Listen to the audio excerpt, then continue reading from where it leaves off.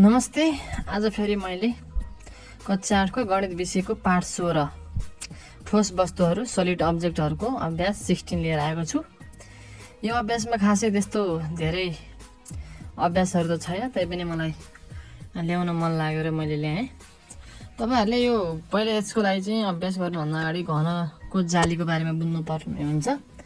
घन भनेको लम्बाइ, चौडाइ, उचाइ, लेन्थ, ब्रेथ र हाइट तीनवटै बराबर भएको एउटा अब आकृतिलाई चाहिँ ज्यामिति आकृतिलाई हामी घन भन्छौँ। जस्तो यसको चाहिँ वर्गहरू मिलेर बनेको हुन्छ। 6वटा वर्गहरू मिलेर चाहिँ घन बनेको हुन्छ। जस्तो घनको एक्जाम्पलहरू तपाईहरुले थाहा नै छ।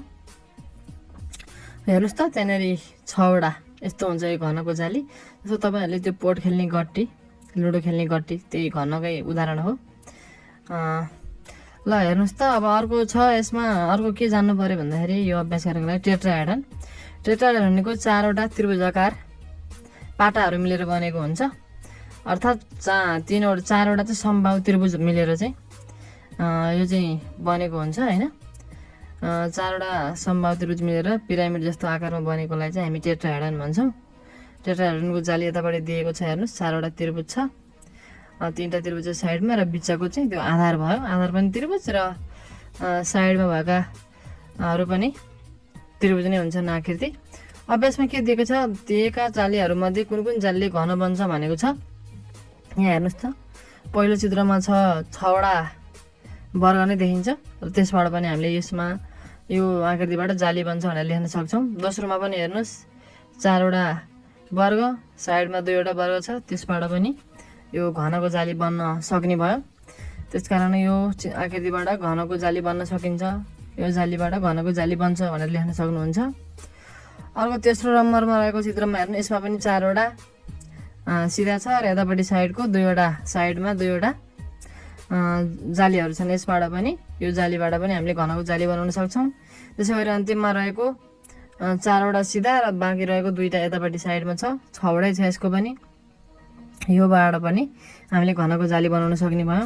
यो जालीलाई चाहिँ हामीले बन्द गर्दा चाहिँ घन बन्छ कि बन्दैन भन्न खोजेको है। यो सबै गर्दा घन बन्छ। जस्तो त्यसकारण 1 नम्बरमा दिएको 4वटै जालीबाट चाहिँ हामीले घन बनाउन सक्दो रहेछौँ। अब बाँकी रहेको छ 2 नम्बरमा दिएका जालीहरूमध्ये कुन कुन जालीले टेट्राहेड्रन बन्छ परीक्षण गर्नुहोस् भनेको छ। पहिलो नम्बरमा हेर्नुहोस् त, 4वटा त्रिभुज चाहिन्थ्यो, समबाहु त्रिभुज। यसमा पनि 4वटै त्रिभुज छ।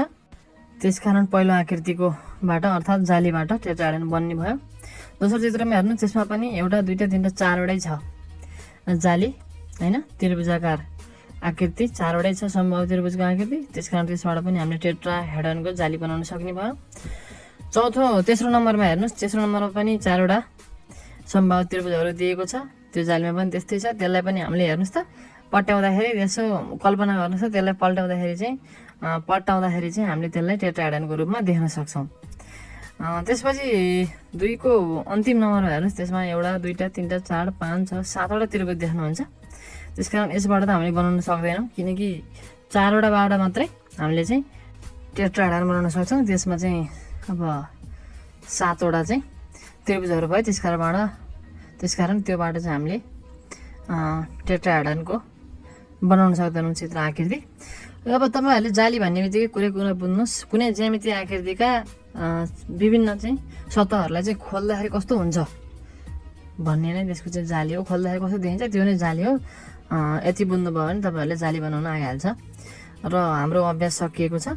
र अन्य क्रियाकलापको लागि यस युट्युब च्यानललाई सब्स्क्राइब गर्नुहोला, भिडियोमा लाइक गर्नुहोला र त्यसपछि साथीहरूलाई सेयर गर्नुहोस् होला है त।